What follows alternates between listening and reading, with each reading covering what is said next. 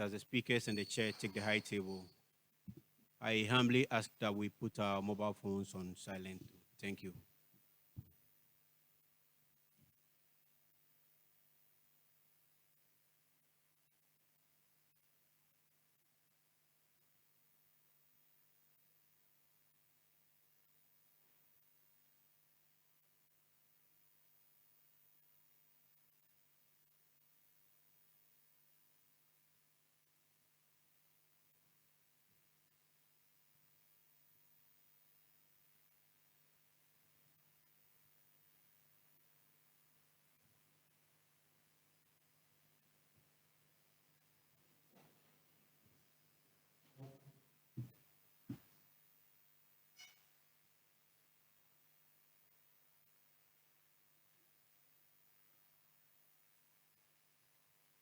Good evening, everyone.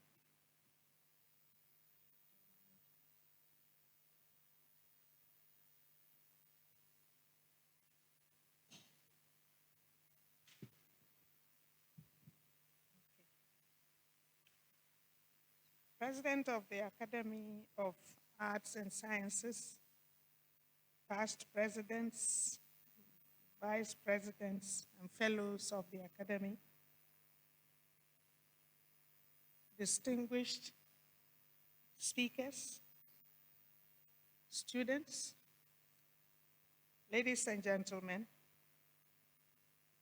on behalf of fellows of the Ghana Academy of Arts and Sciences, Ghana's premier learned society, I warmly welcome you all to the third day of this year's three-day public forum. This event is being streamed live on the Academy's Zoom, YouTube, and Facebook platforms. On Monday, we had a very stimulating session on the regulatory framework for political parties and elections in Ghana. Yesterday, we had another exciting session on financing political parties. Today, we are privileged to have two distinguished ladies to speak on another sub-theme of this year's theme, which is Ghana, national elections in Ghana, issues and prospects. And they are going to speak on the inclusion of women in elections in Ghana, in national elections. Let me quickly give you an account of this annual event on the Academy's calendar. Every year, the Academy convenes a three-day public forum to provide an opportunity for academics, policymakers, and others, as well as a general public, deliberate on a topic of national importance. The maiden public forum was held by the Academy in June 1993.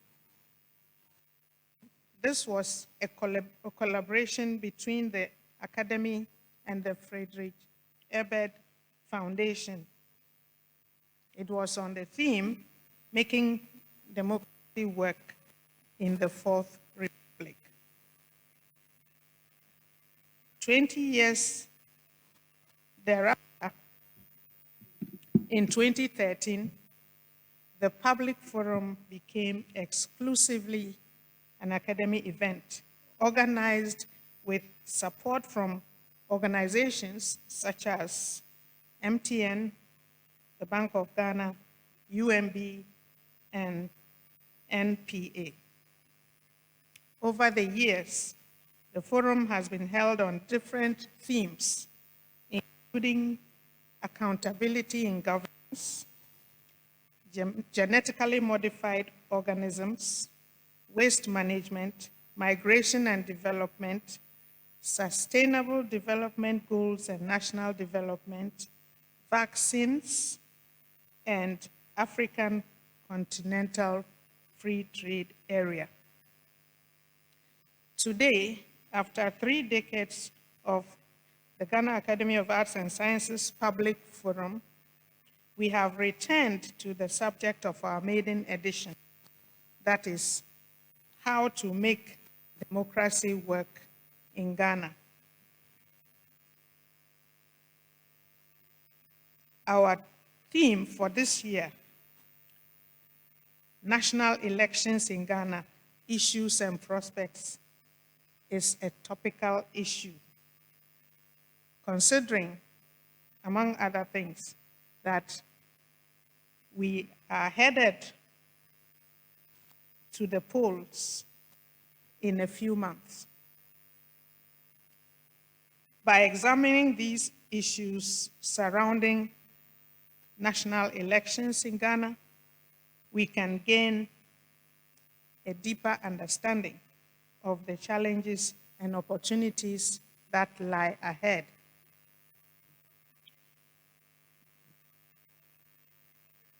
I have no doubt that the 2 distinguished women invited to speak on today's sub-theme, who will be introduced to you shortly, will do justice to their topics and make your time here with us worthwhile. I look forward to listening to their different perspectives and the conversation that will be generated. This year, we are delighted to announce that we have received support from the Bank of Ghana and the National Petroleum Authority, NPA, to organize this event. We thank them very much for their support. It is my pleasure now to introduce to you the chairman for this evening's session. He is Professor Joseph Atsu Ayee. Professor Ayee is the Vice President of the Arts Section of the Ghana Academy of Arts and Sciences.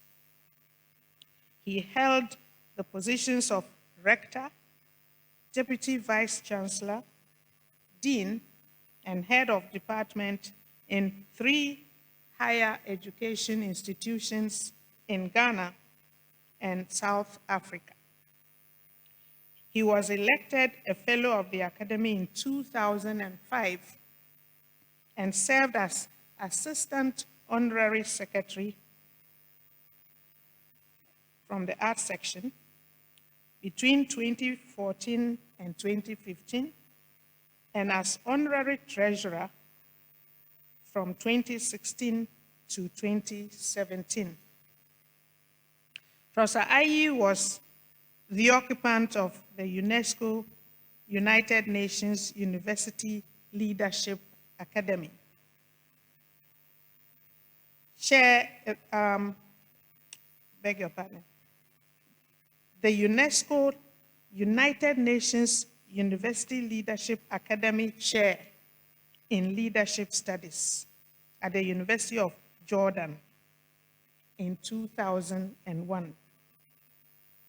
And the Emeka Anyaoku Visiting Chair of Commonwealth Studies at the Institute of Commonwealth Studies, University of London in 2013. Professor Ayee was a member of a team of experts that drafted Ghana's National Decentralization Policy Framework and Action Plan from 2015 to 2019, and the National Decentralization Policy and Strategy from 2020 to 2024. Ladies and gentlemen, please welcome our chairman, Professor Atsu Ayee. Thank you.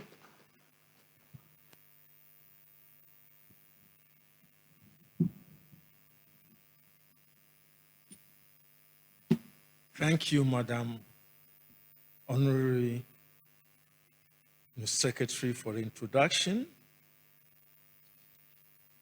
President of the Ghana Academy of Arts and Sciences, past presidents, vice presidents, fellows of the Academy, our distinguished speakers, my dear students, it's a long time I've seen political science students, so you are welcome. Distinguished guests, ladies and gentlemen. Today is day 3 of the public forum of the Ghana Academy of Arts and Sciences. And we are talking about national elections. This is a topic which will concern all of us because elections can make and unmake a country. And I think that this hall should have been full of people because we have elections about 6 months, in less than 6 months. So it's a very important, topic that we should all be interested in. We have a very important topic this evening, theme, sub-theme, inclusion of women in national elections. Inclusion of women in national elections. It has not been covered the past 2 days. And I think this is very important because whether we like it or not, we have more women than men in Ghana. In fact, the statistics are clear that we have about 52% of Ghanaians are women. But are they included or excluded in elections? And there are 2 topics within that sub-theme. The first topic is women representation in national elections. How far have we gone and what more needs to be done? And that topic will be handled by Dr. Maame Adwoa Gyekye-Jandoh, Senior Lecturer, Department of Political Science, University of Ghana. Then the second equally interesting topic is, civil society and women inclusiveness in national elections, a comparative perspective and lessons. And our speaker for that, for that topic is Mrs. Sheila Ayee Minkah-Premo, Esquire, Senior Law Partner, Apex Law Consults, Accra. What I intend to do is that I don't want to break the flow of the presentation. So I'll present the profile of both of them. I'll read their profiles. And then, of course, they'll come and speak. After they have spoken, then we'll have the discussion, the questions and the answer, segment. So I'll first read the profile of Dr. Maame Adwoa Gyekye-Jandoh. She is senior lecturer and immediate past head of University of Ghana's Department of Political Science, where she teaches undergraduate courses in development studies, comparative, politics, gender and politics, and political and economic reform and democracy in Africa.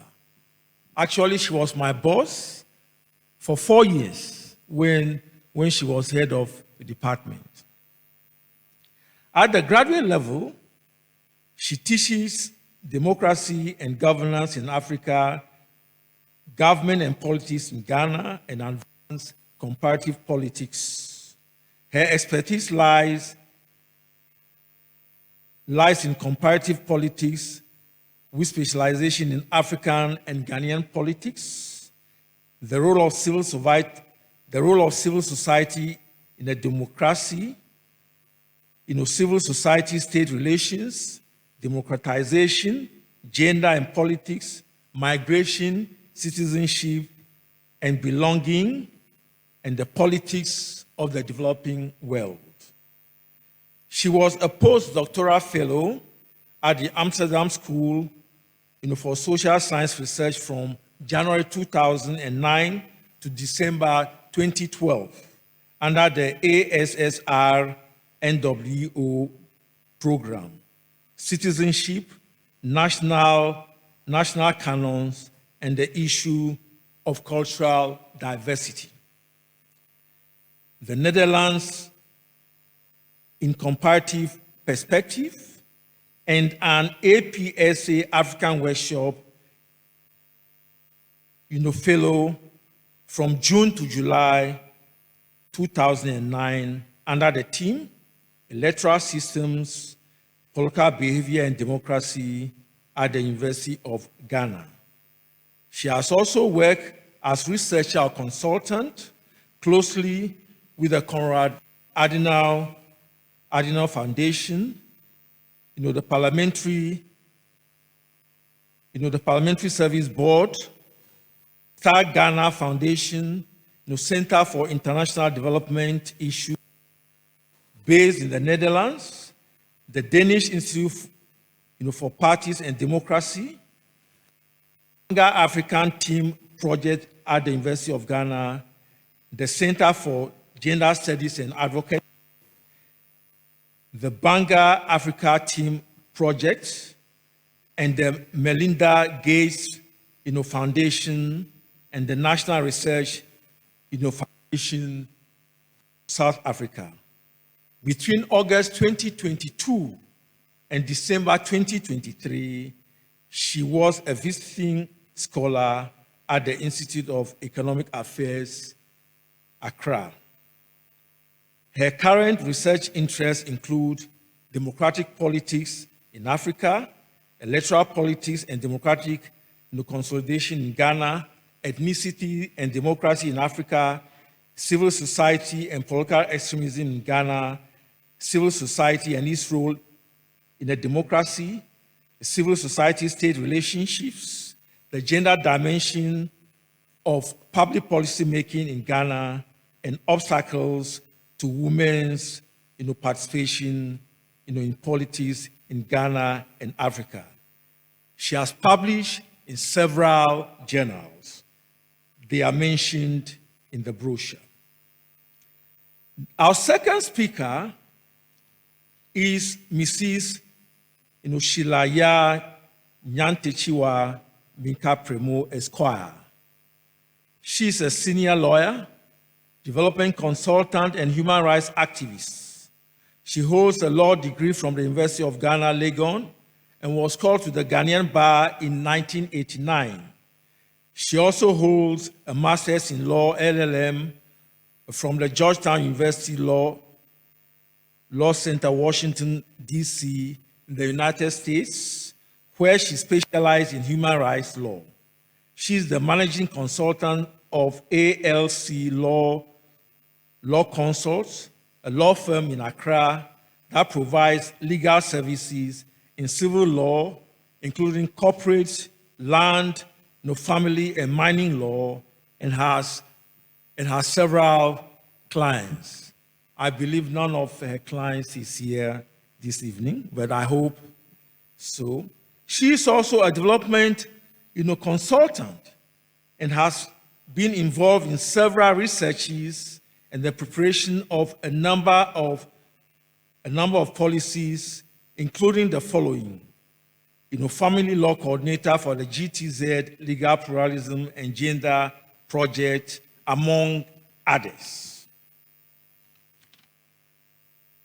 She is currently on the following boards and councils: National Executive Council of the Ghana Bar Association, National Information Technology Authority, Rockshore International Limited, Mampon Technical College of Education, Appeals Board of the University of Health and Allied Sciences, Board Chair of the Presbyterian Women's Center, Abokobi, and member of the Board of Trustees of the Tema Joint Church. Ladies and gentlemen, I now present to you our first speaker, Dr. Maame Adwoa Gyekye-Jandoh.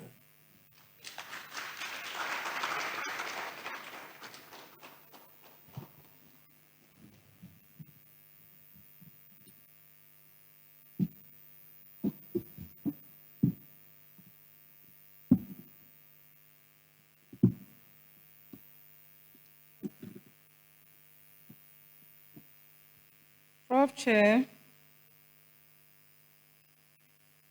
President and Vice Presidents of the Academy, Honorable Fellows of the Academy, Honorary Secretary, my colleague speaker, members of academia, and faculty of the University of Ghana. I see Department of Political Science here, the head of Department of Political Science, and faculty and students from the University of Ghana, the media, distinguished ladies and gentlemen. A very good evening to you all. Permit me to also acknowledge my mother, who is here with us this evening. And I want to say a big thank you to Prof. Ayee, our chair for the occasion, for his kind words. How can I be his boss? He was my boss. He was my teacher, my lecturer, my professor, my mentor, head of Department of Political Science, and dean of the Faculty of Social Studies at the University of Ghana. Thank you so much for that kind introduction.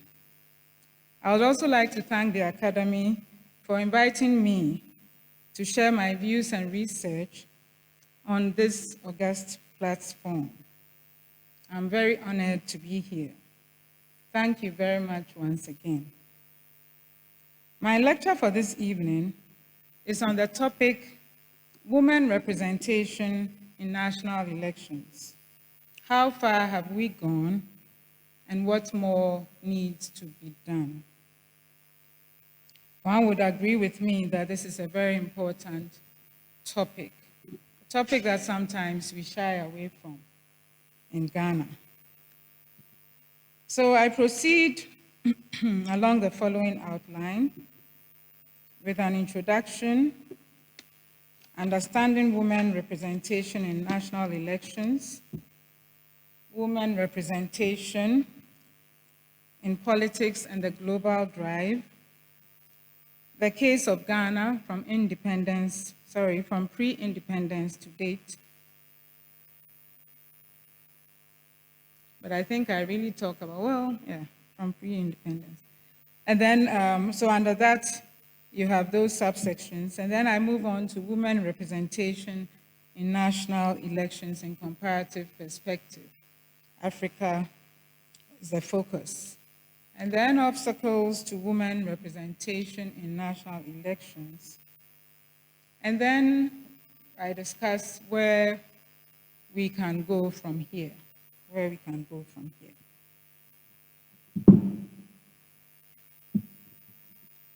The problem of low representation of women has been ostensibly perennial, between 1957 and 2017, the number of women representatives in Ghana's parliaments has ranged from 10 in 1960 to 37 in 2017. The current 40 MPs represent a paltry 14.5% of the 275 MP total, which is a far cry from the Beijing Platform for Action's 30% threshold for women. According to Shvedoba, Nadezhda Shvedoba, in 2005, and I quote, "The exclusion of women from decision-making bodies limits the possibilities for entrenching the principles of democracy in a society, hindering economic development and discouraging the attainment of gender equality. Women are simply better," and unquote, "women are simply better placed to discuss, adopt, and implement policies that positively impact the welfare of women and children." Even with the inception of the Fourth Republican Constitution, women continue to be grossly underrepresented, particularly in national leadership and elections. This lecture, therefore, proceeds with an explanation of women representation in national elections, discusses the international instruments underpinning the global drive for gender parity in national elections and leadership, zooms in on the case of Ghana from independence till now, and then highlights comparatively the status of other African countries in terms of women representation in national elections. And so let us move on to the concept of representation and understanding women's representation. Hannah Pitkin, 1967, in her seminal work, The Concept of Representation, noted that to represent is to, and I quote, "make present again," unquote. Commenting on Pitkin's definition, Dovey noted that political representation broadly focuses on the activity of making citizens' voices, opinions, and perspectives present in public policy processes, where political actors therefore speak, advocate, symbolize, and act on behalf of others in the political arena. One can say there is political representation. Pitkin goes on to identify 4 different but integrated dimensions of representation, namely formal representation, which involves institutional procedures and rules that precede and initiate the means through which various representatives are chosen. Descriptive representation refers to the compositional similarity between representatives and those being represented. Substantive representation focuses on women-related policy making and the dynamics surrounding the legislation and implementation of these gender-based policies. Symbolic representation also focuses on the represented's feelings of being fairly and adequately represented. And of course, in addition to that, symbolic representation actually, where we have women there, women act as role models. You know, they are seen as symbols of what other women and girls can do.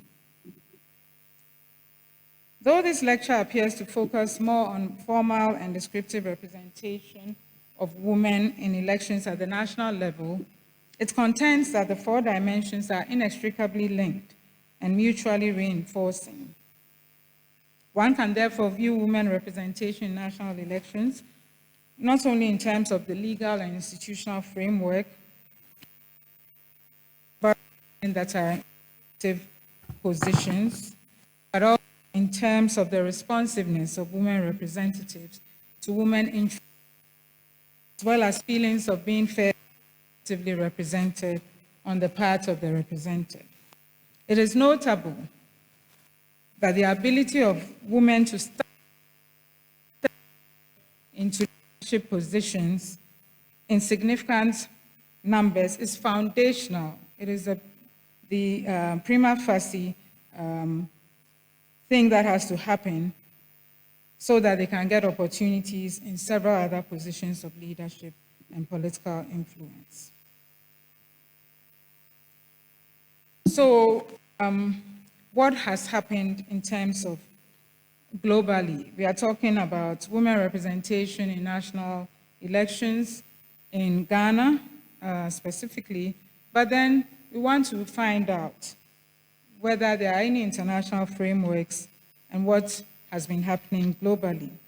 And this is very important because Ghana has been a signatory to many of these international conventions. So what are these? Women representation in politics and the global drive. The push for women representation has not only been a Ghanaian or even African phenomenon. Several international conventions have made stipulations to ensure that signatories and participating countries put in place various provisions to ultimately promote gender equality in all spheres of life. Article 2 of the 1948 UN Universal Declaration of Human Rights prohibits all forms of discrimination, and Article 21 grants the right to everyone to take part in the government of their country. The Convention on the Elimination of All Forms of Discrimination Against Women, CEDAW, adopted in 1979 and ratified by Ghana in 1986, further calls for the adoption of temporary special measures aimed at accelerating de facto equality between men and women, known as affirmative action, in Article 4, and for state parties to ensure women's eligibility for election to public bodies, and this is very important, on the same terms as men. And we have that in Article 7 of the CEDAW. Further, the Beijing Declaration recommended a minimum threshold of at least 30%, and sorry, I should mention that the Beijing Declaration was and platform for action was in 1995, adopted at the 4th UN World Conference in Beijing, China. And this recommended, here they recommended a minimum threshold of at least 30% of all public leadership positions for women. It also called on countries to rethink and review and adopt the electoral system that encourages political parties to integrate women in elections. And that is very, very important and interesting that they thought of the electoral system also at that time, the type of electoral system.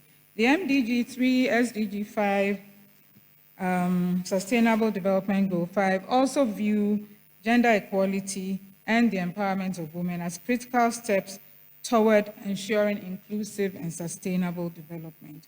Then we have a host of others. The Commonwealth Plan of Action for Gender Equality, adopted in 2005, talks about the ability of countries to achieve sustainable development, being dependent on the full participation of women in democracy and peace processes. Under the auspices of the African Union as well, we have the optional protocol to the African Charter on the Human and People's Rights of Women in Africa, enjoining states to take specific positive action to promote participative governance and the equal participation of women in political life through affirmative action. Interestingly, we have Africa's Agenda 2063, also envisaging an African continent that has full gender parity, with women occupying 50%, but 50% of elected public offices at all levels. We also have the Solemn Declaration on Gender Equality in Africa, and the 2030 Agenda for Sustainable Development, also calling for 50-50 representation of men and women in positions of power. So this is really ambitious, isn't it? But this is the case. And in Ghana, recall that at least in our elected governing body, the parliament, we are not even 20%, 14.5%. Using a baseline of 1995, to correspond to the adoption of the Beijing Declaration, the Interparliamentary Union, IPU 2024, in 2024 observed significant progress in terms of global and regional averages of women in parliaments between 1995 and 2024. Specifically, the world average of women in parliament has increased from 11.3% in 1995 to 26.9% in 2024, representing a 15.6% increase. The Americas witnessed the highest growth during the period. Sub-Saharan Africa also witnessed a 17.5% increase, moving from 9.8% in 1995 to 27.3% in 2024. Interestingly, the Middle East and North Africa, which happens to be the region with the lowest average of women in parliament, even moved from 4.3% in 1995 to 16.5% in 2024. Sadly, though, this is still higher, this percentage for the Middle East and North Africa is still higher than the percentage of women in Ghana's parliament in 2024.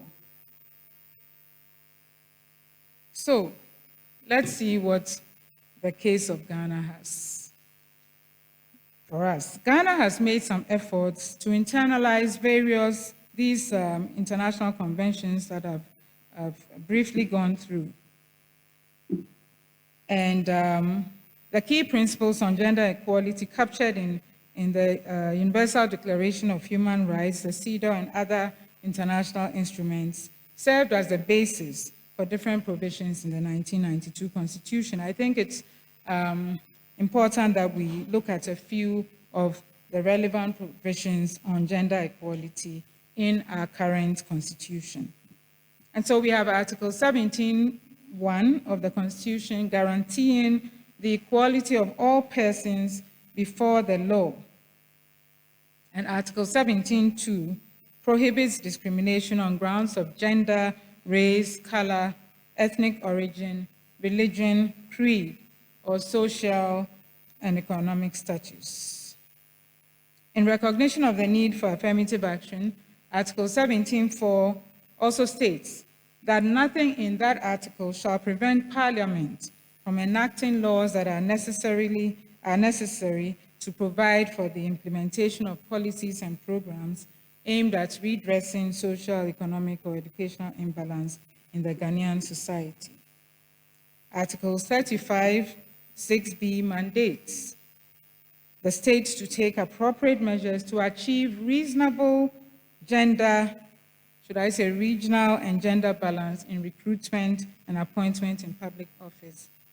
Under Article 36(6), the state is again expected to ensure the full integration of women into the mainstream of economic development in Ghana.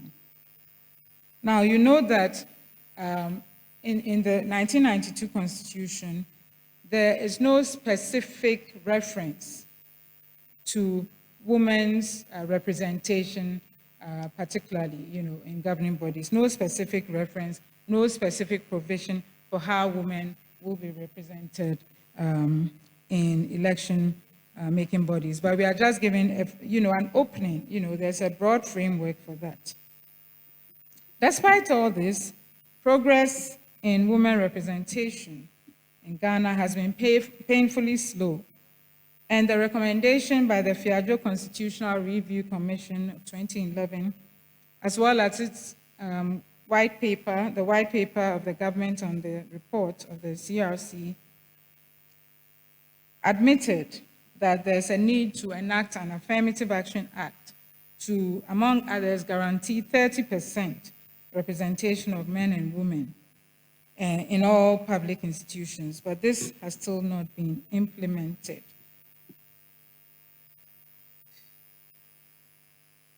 And now, I think you will all agree with me that even this 30% is conservative. It's a conservative percentage if you compare to the current call for 50-50 parity or 50-50 representation. So now I will dovetail into looking specifically, just giving us kind of a historical trajectory of women representation in elections, and then we get into the obstacles and the recommendations. So Ghana is yet to elect a woman as president or even as vice president. It is important to note, however, that a number of women have variously contested as presidential candidates or as vice presidential candidates with the male presidential candidates. In 2020, for example, 3 women stood on the tickets of their political parties as flag bearers to be voted for to become presidents. Mrs. Gyekye-Jandoh of the Ghana Freedom Party, Madam Bridget Jobenuku of the Progressive People's Party, and the former First Lady, Nana Kunedu Ajiman Rawlings of the National Democratic Party. All 3 candidates, however, did not perform well in the election, obtaining only 0.14% of the total votes cast. The country has also had a number of female presidential running mates since the inception of the Fourth Republic. Notably, Professor Jane Nana Opoku-Agyeman became the first woman in the history of Ghana to be appointed as a vice presidential candidate by a major political party in Ghana, the National Democratic Congress, in 2020. The party has maintained her again as a running mate for the 2024 polls. Now, we have other running mates, but they have come from the minor parties, the smaller parties. The PPP in 2016-2012, the CPP, Convention People's Party, People's National Convention, Democratic Freedom Party, and Great Consolidated People's Party have also historically selected female running mates under the Fourth Republic. Given the dominance of the NDC, the National Democratic Congress, and the New Patriotic Party in Ghana's Fourth Republic, both parties may prove crucial in electing a woman as president or vice president in Ghana in the foreseeable future.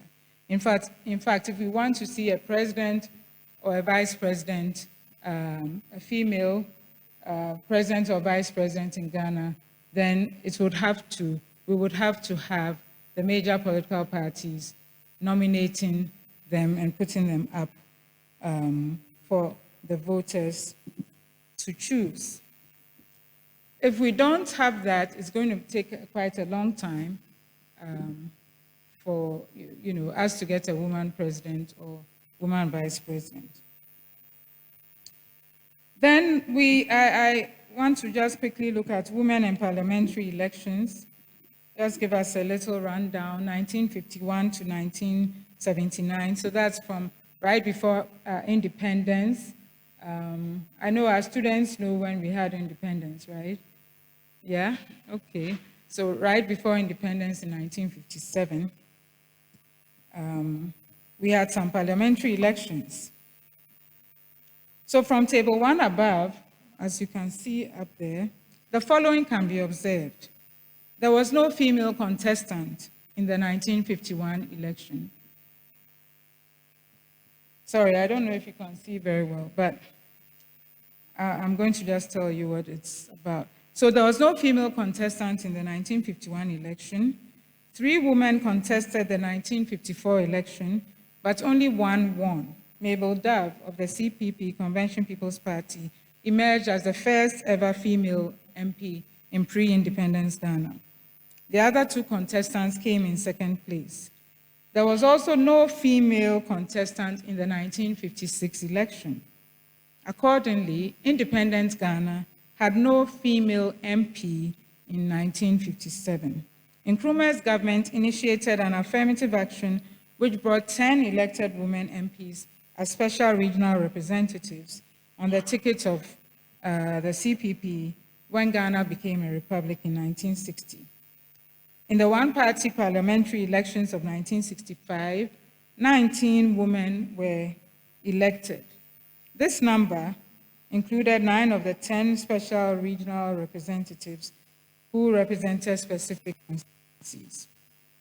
The 1969 election saw 10 female contestants from 4 political parties: the National Alliance of Liberals, the All People's Republican Party, the Progress Party, the People's Action Party, and 2 independent candidates. Sadly, only one emerged victorious on the ticket of the National Alliance of Liberals, but 5 came in second place. A 1970 by-election in Chiana-Paga, a close female relative of disqualified PP Progress Party incumbent emerging as winner. In the 1979 parliamentary election, we had 20 females. An increase, right? An increase from the one. We had 20 females contesting on the ticket of 6 political parties. And this election produced 5 female winners, 3 runners-up. In other words, 3 female runners-up and 12 also-rans. And now the term also-rans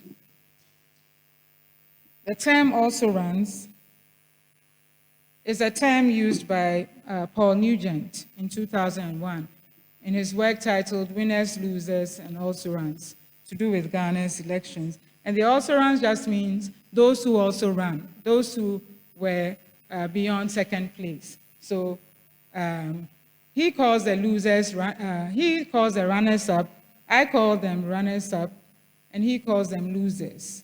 So winners, losers, and also-rans. But I talk about women winners, runners-up, and also-rans. So the also-rans, 3rd place, 4th place, 5th place, etc., but they actually did run.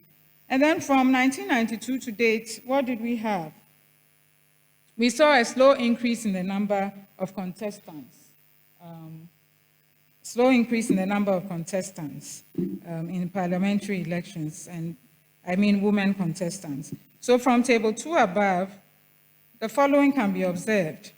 The boycott of the 1992 parliamentary election by 4 losing parties, NPP, PNC, New Independence Party, NIP, and People's Heritage Party in the presidential contest took 25 women out of the context because there was a boycott. The NIP female candidate, however, contested as an independent candidate and won. In the long run, 30 females contested the 1992 parliamentary election, with 16 emerging victorious. 10 contestants came in second place, and there were 4 female also-rans. Between 1992 and 1996, 4 by-elections took place, and we saw a female contestant in the by-election. In 1996, we had the number of female MPs in the first parliament of the Fourth Republic at 16 out of 200 MPs. I mean, in 1992. So, as you can see, I don't want to go through all the elections, but let me skip to 2000. We find that the number of female contestants jumped from 58 in 1996 to 96 in 2000. 18 women were elected. There were 24 women runners-up and 54 female also ran. So you see that women actually do well, the few that contest and do well, and if they are helped, they will do better. So the women, I argue they are quite resilient. Not many of them contest, but over time, especially in the Fourth Republic, you realize that you have more and more women contesting.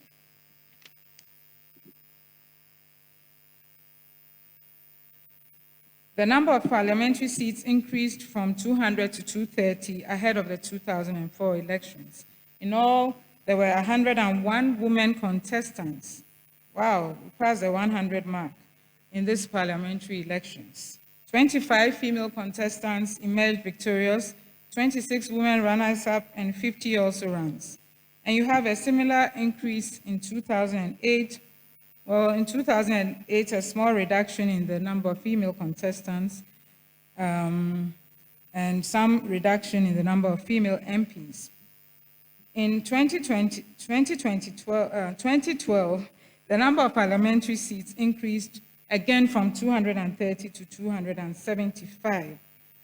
133 women contested out of the 1,332 parliamentary contestants, making just about 10%. The number of female MPs went up from 20 to 30 out of 275 MPs, representing 10.9. And then 24 female runners-up, 79 also runs. In 2016, we had the increase from 30 to 37, and in 2020, we moved from 37 to 40. There were 32 female runners-up in the parliamentary election. It means they came second, okay? And 48 also runs. Now, the steady increase in the number of female contestants in parliamentary elections from only 30 in 1992 to over 100 contestants over the years shows the resilience of women, and that with the right constitutional and legislative help, the numbers of women contestants and eventual winners would increase exponentially. Of the 40 female MPs in the current 8th Parliament, it would interest you to know that 12 are serving their third terms, and another 12 their second term. So that's about how many years, students?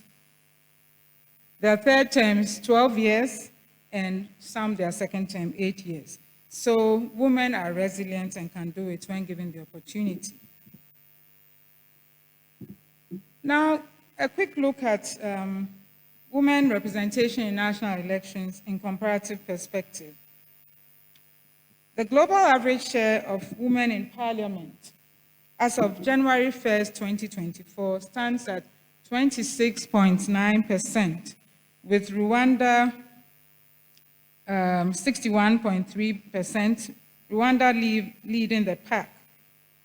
The share of women in parliaments across sub-Saharan Africa stood at 27.3% as of January 2024, according to the Interparliamentary Union. This was a 0.8 percentage point increase from 12 months prior. All parliamentary elections that were held in 2023, elections in 13 countries for 18 chambers, had an average of 19.1%, constituted an average of 19.1%, of those elected across the sub-Saharan Africa region. The highest shares of women elected to parliament in 2023 were recorded in the upper chambers of Zimbabwe, 45%, and Eswatini, 43.3%. Our neighbor Nigeria, by contrast, elected the least gender representative parliament in the region, with women making up only 2.8% of MPs in the upper chamber and 3.9% of MPs in the lower chamber in their election in 2023. Put that against the 50-50, and you see how far Nigeria is, how far back it is, and Ghana as well. Following the enactment of, I think this is very instructive and very interesting, that following the enactment of a Gender Equality and Women's Empowerment Act in Sierra Leone in 2023, which introduced a mandatory 30% quota for women among election candidates, the country produced 41 women for its parliament, representing 30.4% of directly elected MPs. This was a doubling, actually, of the numbers from the previous election. So Sierra Leone has done it. Anyway, I will wait till I get to my recommendations. Benin has similarly elected 28 women representing 25% of all MPs, following a constitutional amendment. Let's note, constitutional amendment, and the introduction of a new electoral law in 2019, which added 24 reserved seats for women in the country's parliament. Countries such as Tanzania and Rwanda have also made use of proportional representation, electoral systems, electoral gender quotas, and special seats. It is obvious from the foregoing comparison that Ghana's performance has been below average in the sub-Saharan African region. And why have we had these problems? Why the low percentage of women in national elections in Ghana and in politics? There are some obstacles, I argue, and there's so much in the literature on this as well, to women's representation in national elections, and we want to highlight some of them. So women do not run or contest in the first place because of the obstacles they see ahead of them. So sometimes even thinking about the obstacles, the possible violence, the stigmatization, the calling of names, what Bauer and others have called the politics of insults. When women think about all that, it even prevents them. They constitute high entry barriers to women seeking to even run in elections. Nadezhda Shvedova, in her work titled Obstacles to Women's Participation in Parliament, provides a framework for understanding the obstacles to the representation of Ghanaian women in national elections. She categorized the obstacles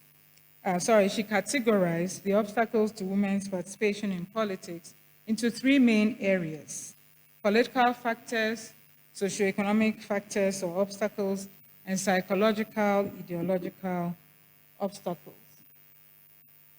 The political obstacles, let's note, include the prevalence of masculine dominance, which she calls the masculine model of political life.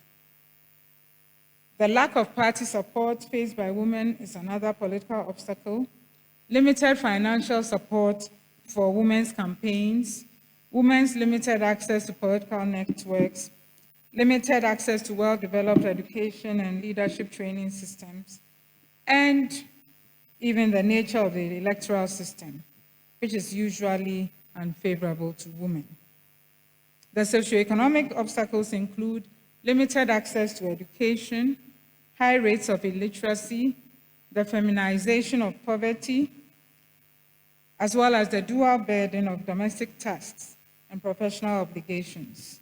It is common knowledge that women tend to be much more concerned with ensuring that their homes are taken care of first. The ideological and psychological obstacles include women's lack of confidence, they say, to contest elections, women's perception of politics as a dirty game where there's corruption, there's violence, politics of insults, insecurity.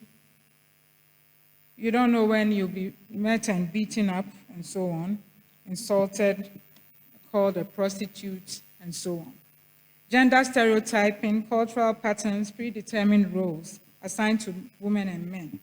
All these constitute ideological and psychological obstacles to women. And then even the media's portrayal of women in the mass media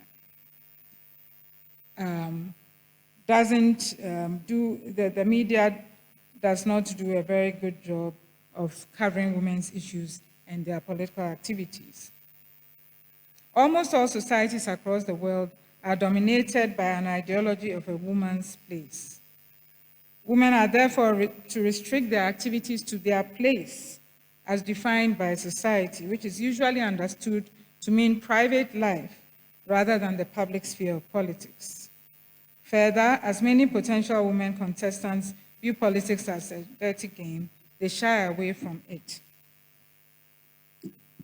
Chikata also outlined some 3 key factors to explain the poor representation of women in Ghana. She highlights the position of women in the larger society, how societal values and perceptions denigrate women as incapable of managing their resources as well as engaging in the political field. She also details how public policies have failed to address issues of the poor representation of women. And here, public policies including the lack of gender quotas. Other major obstacles to the representation of women in national elections include the high cost of politics, the politics of insults, the absence of legislative gender-based quotas, the type and nature of electoral system. The first past the post system, we must note, which is the single-member district system used in Ghana, is strong on accountability, but weak on the inclusion of marginalized groups, including women, whereas the PR electoral system, proportional representation, is weak on accountability, but strong on the inclusion of historically marginalized groups. So, after given all these obstacles, and yet noting the incremental progress of Ghanaian women representation in elections and politics since independence, and especially in the Fourth Republic, I contend that there is hope for women, but this will need strong political will and constitutional and legislative changes, strong political party support, and other strategies that will lead to achieving gender parity or near gender parity in election of women.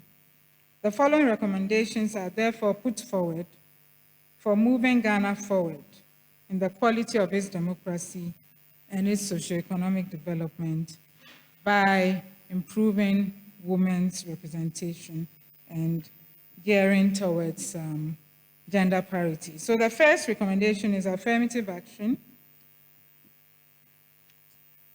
And affirmative action, and I like Awusi and Al's, Awusi et al., I think it's Awusi, Adai, and Kwapong in 2023, found that it would be a great boost to women representation in Ghana, where affirmative action policies aimed at addressing the gender imbalances were there to be adopted. And to define affirmative action, Chikata 2009 does a good job, Georgie Chikata. She says that affirmative action encompasses a set of measures adopted by governments and other institutions, such as political parties, educational establishments, corporations, and companies, to address a history of systemic discrimination and exclusion of particular social groups, or to encourage the efforts of particular social groups in the interests of certain developmental goals. Accordingly, I argue that there's the need to review the 1992 Constitution to introduce bold constitutional provisions that have quota and non-quota measures to ensure gender equality. I hope and I wish and I call for the 1992 Constitution to mandate that at least 30% of elected seats in Parliament should go to women. 30%, anti-being conservative. They're calling for Agenda 2063 is calling for 50-50. I am arguing, let's start slow, 30%. We are now at 14.5%. This will ensure that a critical mass or critical minority of women begin to make a difference for women's interests, needs, and priorities, as demanded in the various international treaties and conventions. However, quotas alone do not remove all barriers to women in politics, as one cannot deal with the problem of female representation by a quota system alone. So the educational system, the political parties themselves, NGOs, trade unions, all must take responsibility to systematically promote women's participation. Further, there is need for the immediate passage of the affirmative action bill into law. We have seen already that the Fiadjo Constitutional Review Commission proposed the passage of this act. Information available indicates that the bill has now been laid in Parliament and going through the constitutionally mandated legislative processes. The affirmative action law must boldly mandate the Beijing Platform for Action's conservative 30% gender quota to be used by political parties in Ghana. I also, therefore, propose a fast-track model of increasing women's representation in elections and in other decision-making bodies. And the fast-track model is basically the use of the quotas. Now, I'm arguing for the use of a combination of constitutional gender quotas so that the Constitution mandate is reviewed or revised to mandate a gender quota of 30%, which would actually affect the final proportion or the final numbers of women in Parliament itself at the end of the election. So the number of women MPs will be affected when there's a mandatory constitutional gender quota of 30%. In combination with legal candidate quotas or legislative candidate quotas, in Ghana's FPTP, standing for First Past the Post, Single Member District Electoral System. Okay, so the legal candidate quotas will be for the political parties. This will make sure that the political parties themselves will have to find 30% of women there at the nomination process during the primaries. Now, we've all heard of voluntary party quotas, but this is voluntary. And given our history, you saw the history, given our history, voluntary party quotas, will they work? They may not work because the parties, it's voluntary. They will not be compelled to do that. And therefore, I'm calling for a combination of constitutional gender quotas and legal candidate quotas, which would make it more difficult for parties not to follow the rule to nominate and elect a percentage of women in national elections. Okay, it is not enough to make rules, though, that create a gender quota. We must have systems in place to ensure that the quota is actually implemented. In this vein, there is a need to create a separate, independent implementing agency, such as a Gender Equality Commission, to plan, monitor, and implement all the policies and activities related to the provisions of the Affirmative Action Bill when passed, and to ensure compliance in achieving the quotas mandated by the Constitution in practice. Now, last Saturday, I was listening to the news, and the chairman or chairperson of the Gender Committee in Parliament mentioned that the Affirmative Action Bill has been laid in Parliament, and she is very, I think it's Madam Patricia Piaget, if I'm right, she's very optimistic that the Affirmative Action Bill will this time be passed by the end of July 2024. I was browsing through the current bill, which was revised in September 2023, the Affirmative Action Bill. And they are talking about having a Gender Equality Committee. So I wrote this before I even read through that, and I'm saying, well, we are in sync. So Gender Equality Commission to plan, monitor, and implement all the policies and activities. And then this proposed Gender Equality Commission must be given the needed budgetary allocation so that it can actually do its work to enforce and implement the constitutional and legislative provisions that would come. And in all this, women must also lead the process. Women must also lead the process. Sorry, I think you can't see that on the slide. But women must also lead the process, as indeed women's networks did in Ghana, together Women's Manifesto, crafted and released in 2004, and the Domestic Violence Act passed in 2007. Women must organize and mobilize their networks to get this also done. And they must learn to communicate their interests with their male counterparts and different organizations. And then a further recommendation has to do with political parties and funding. As has been mentioned earlier, the cost of contesting elections has been a major cause of women's underrepresentation in elections across the world and also in Ghana. We have several scholars, citing this problem, including Murray et al. 2023, Awusi et al. 2023, Bawa and Dakwa 2021. And you know, there have been filing fees in Ghana, right? Discounting filing fees for female contestants during party primaries. And this is, while this is significant, it pales in comparison to the overall cost of waging a campaign. If you talk to women MPs, they will tell you all that they have to do. And so the reduction of the filing fees, whilst it is a good start, is just kind of a small step in the long road. And we hope that the road will get shorter. Now, I'm proposing that there's a need for gender-targeted public funding through the introduction of systems that would help political parties, would tie political parties to provisions on gender. Then I also propose that let's make our party structures more inclusive. And then also let's examine the electoral system itself, okay?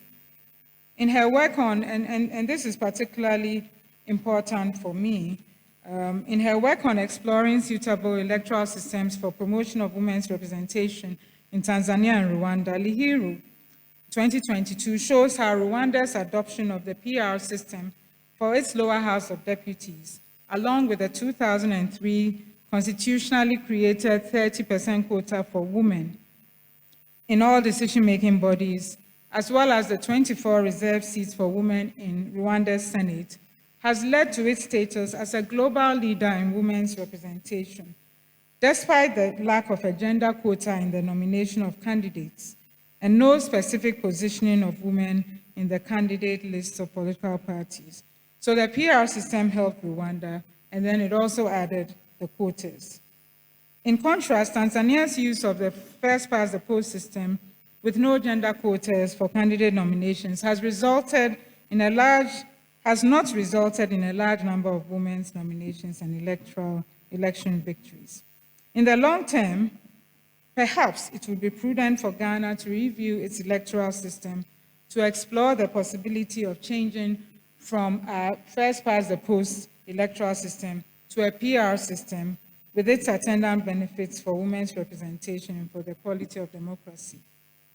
Finally, education and training, re-socialization of society, and then, of course, I can talk more about that later if we have questions, but education and training is important. And I think right from the cradle to tertiary education and so on, we must be educating, have to educate our girls and our boys and then get the requisite education for women so that they can actively participate. And so that, of course, this dovetails into the next recommendation, so that, of course, once they have been educated from, let's say, basic school up, the re-socialization of society would be, ongoing. So you would have the societal assumptions about women's perceived identity and place in society that create barriers to their representation. This would gradually, gradually phase out. Maybe I'm too optimistic, but that is the case. So, and then finally, of course, we can't talk about violence. The violence against women must be stopped. Women must be provided security when running for elections. We have to have cross-country learning platforms to learn from other countries that have done this, and then have various mentorship programs to help provide women with valuable guidance, support, and access to resources. So in conclusion, I just want to reiterate what I have done, I guess, to shed light on the historical trajectories of women representation. And I argue that there's the need for bold steps with regard to affirmative action policies, gendered electoral financing, building inclusive political party structures, education and training, as well as the re-socialization of society, if Ghana is to make progress from its current position. There's also the need for a review of the 1992 Constitution, of course, in line with what I mentioned earlier. Finally, by ensuring that women's voices are heard, their perspectives are valued, and their leadership recognized, we can cure the dilemma of democracy, or this dilemma of democracy, which is supposed to be participatory, but has few women in it at the higher levels, and create a more representative and inclusive democracy that benefits society, Ghanaian society as a whole. Long live Ghana, long live the Ghanaian people, better days for women representation. Thank you very much for your attention.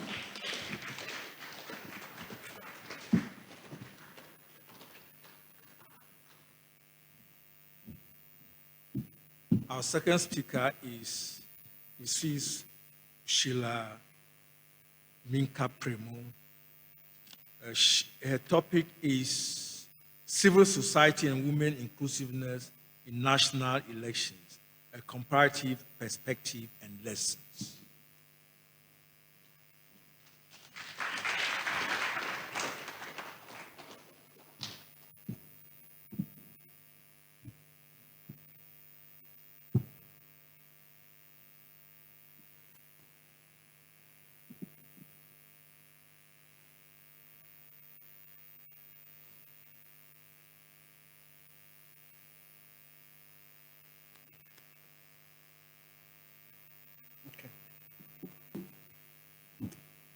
Thank you very much, Prof. Chair.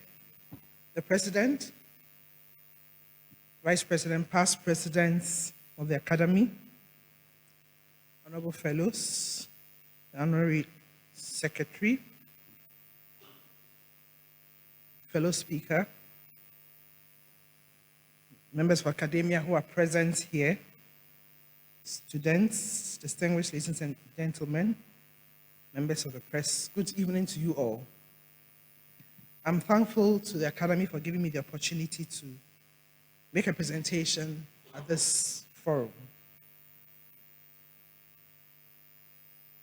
The topic I was asked to focus on was civil society and women's inclusiveness in national elections, a comparative perspective and lessons.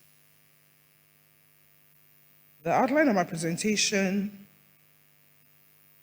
I'll make a few introductory remarks, take a small look at civil society and women's inclusiveness in national election issues relating to it. I'll look at selected civil society organizations advocating for women's inclusiveness in public and political life in Ghana, do a comparative perspective from other countries, then look at some challenges and prospects and lessons for Ghana. And in my presentation, please be warned, there are a few issues that my colleague lecturer has already covered, which I may touch on, but on issues that I know she's touched on, I'm not going to go into. As we are all aware, civil society plays a very crucial role in shaping the political landscape of a country, particularly when it comes to promoting gender equality in society. And in Ghana, as in many other countries, members of civil society have played a very crucial role in advocating for gender equality as far as national elections is concerned. Our supreme law, which is the 1992 Constitution, calls for gender equality and equal representation in its Article 17, which my colleague looked at. Article 17 talks about the fact that there should be no discrimination on the basis of gender, but it makes an exception when it comes to some areas where there's been historical discrimination. Articles 35, subsection 5 and 6 also calls on the need for gender inclusion when it comes to appointments into public offices. This was also touched on briefly by my colleague. With regard to women's inclusiveness in national elections, basically refers to the representation and participation of women in the electoral process itself, including as voters, as candidates, and as elected officials. In many African countries, including Ghana, women are significantly underrepresented in national parliaments and other decision-making bodies, despite making roughly half of the population. You already heard in the intro that women constitute more than 50% of our population, and therefore the expectation is that they should be in key decision-making positions, but you find out that there are very few there. In Ghana, as you've also already heard, in our current parliament, which provides a window through which you can observe this, out of the 275-member parliament, we only have 14.5% as women. That is 40 women out of 275. So given that women are often marginalized and underrepresented in politics and decision-making processes, many civil society organizations, particularly women's rights groups and non-governmental organizations, intentionally tailor their work to advocate for women's rights and to promote for gender equality in all areas of life. CSOs work to address the disparity by mobilizing women voters, recruiting and training women candidates, and advocating for gender-sensitive electoral laws and policies as well. So in this paper, I'll just focus more on looking at the importance of civil society in promoting women's inclusiveness in national elections in Ghana, compare the experience from a few other countries, and draw some lessons for Ghana. So when we are talking about civil society, this refers to the space for collective action around shared interests, purposes, and values, generally distinct from that from governments, and that's for commercial profit actors as well. So civil society includes charities or non-profits, developmental or NGOs, community-based groups, women's organizations, faith-based organizations, professional associations, trade unions, social movements, coalitions, and advocacy groups. This is from a WHO report in 2021. In fact, there's a writer called Edwards who defines the civil society arena as the arena outside of the state, the market, and the family, in which people associate to advocate, advance common interests. In Ghana, Article 21 of the 1992 Constitution guarantees freedom of association, freedom of speech, freedom of political participation and representation, and free movement of persons, goods, and services. So basically, people can join any group or association that they feel comfortable with. Civil society organizations who are also part of civil society generally. So CSOs, as one of the components when we are talking about civil society, they play a very crucial role in advocating for gender equality, promoting women's political participation, and holding governments accountable for their commitments to women's rights. And the low levels of female participation in political office across the governance spectrum in Ghana has not garnered enough national attention, thus necessitating the push from civil society organizations. As you heard from the previous speaker, we've never had any female president in Ghana, no female vice president, and the numbers of women in parliaments have been low for a very long time. If you also look at state boards and many other institutions, you'll find out that you have more men in key decision-making positions. Currently, we have we have an affirmative action gender equality bill that is in Parliament. It has been in the works for many, many years to try to change this balance. And while women's representation in Parliament has since 1992 hovered around 15%, halfway down the UN recommended minimum threshold of 30%, which you have already heard. I had a table as well, but you had a more comprehensive table for my colleagues starting from 1951. Mine starts from 1960, where it looks at the data on women's representation. As you can see, the highest period was in 1965, when we had 18.5, almost 19% of elected candidates who were women. But they didn't get the chance to serve their full term. This was the highest we've ever had in Ghana. The lowest was in 1969, when only one woman was elected to Parliament during the Second Republic. There are several factors which accounts for this, most of which I think you also heard from my colleague, sociocultural biases against female leadership. We have culturally, women are not supposed to be leaders. Women leadership seems to be a preserve of men. Women are supposed to be in the private, as you heard. Religious biases. In some religions, women cannot even sit in the same room with men. They have to be somewhere else. The combative nature of electoral competition, the high cost associated with electoral competition, and the absence of legislation in the form of an affirmative action gender equality law, they've contributed to these low levels of female representation in politics. A writer called Marsden had done some research and indicated this. So we look at some conceptual framework issues. The call for temporary measures in international treaties to achieve gender parity in the public and political life necessitated advocacy for the passage of an affirmative action gender equality law by civil society organizations.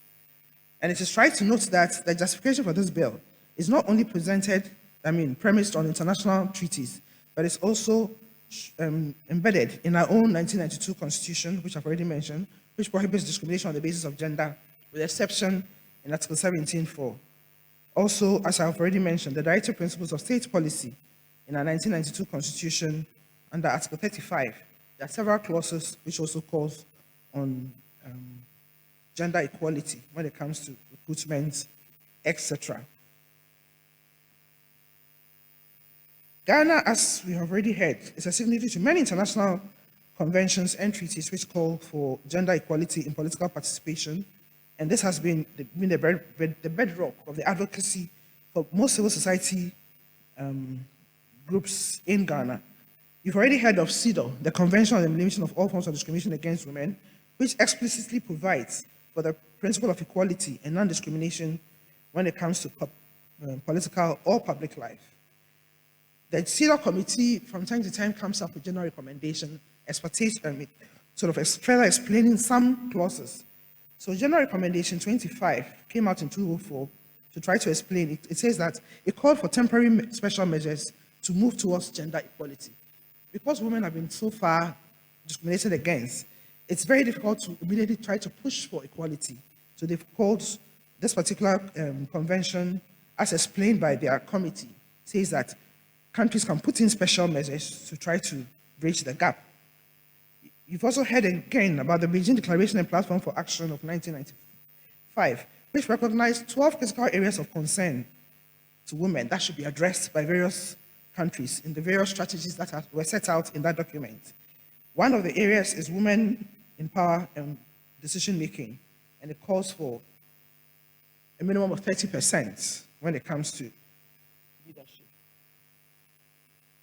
We've also heard again about the UN Sustainable Development Goal, particularly Goal 5, which also calls for gender equality and indicates that there should be parity by the year 2030. At the Africa level, we've also heard of a few of the conventions, but I'll just repeat them because they're already in my presentation. The optional protocol to the African Charter on Human and People's Rights, on the rights of women in Africa, which is simply called the Maputo Protocol of 2003.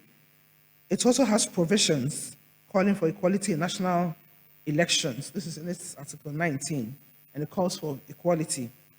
The African Union, in its Agenda 2063, which you also heard, also calls for parity by the year 2063. What I always say when I'm making any presentation is, how many of us will be here by the year 2063? We'd like to see that equality much earlier, as you can see from other conventions. Then the African Charter on Democracy, Elections and Governance, also adopted in 2007, also calls for gender parity of 50% when it comes to governance.